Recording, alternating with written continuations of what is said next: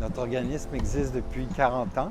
Nous présentons une programmation culturelle, artistique annuelle et aussi des services communautaires et éducatifs. Nous, on est membre du conseil depuis sa première année, depuis 1995. Moi, j'étais sur le comité de fondation du conseil. La création du conseil, c'était dans une période un peu difficile parce qu'à l'époque, le gouvernement n'était pas trop ouvert à la création de nouveaux organismes et au financement de nouveaux organismes. Mais il y avait un besoin parce que dans toutes les autres provinces au Canada, il y avait quand même un organisme porte-parole au niveau des arts et de la culture. Puisque je fais ce travail depuis 21 ans, j'y crois beaucoup.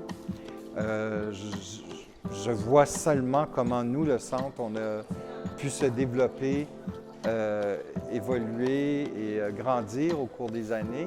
Et on voit le Conseil culturel aussi devenir de plus en plus actif, à stimuler des projets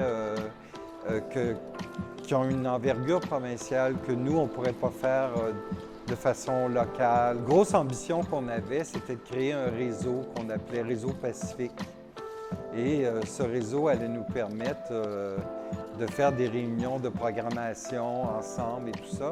Et là, on en arrive à cette étape-là. Il y a certains créneaux aussi à développer.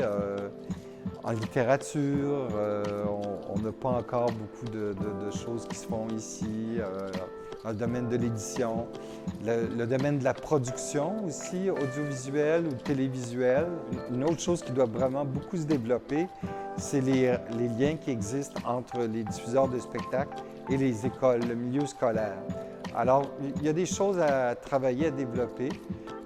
On voit ce qui se passe dans d'autres provinces. Je pense que ce sont des beaux modèles dont on peut s'inspirer pour planifier et voir qu'est-ce qui peut se faire de plus dans 20 ans.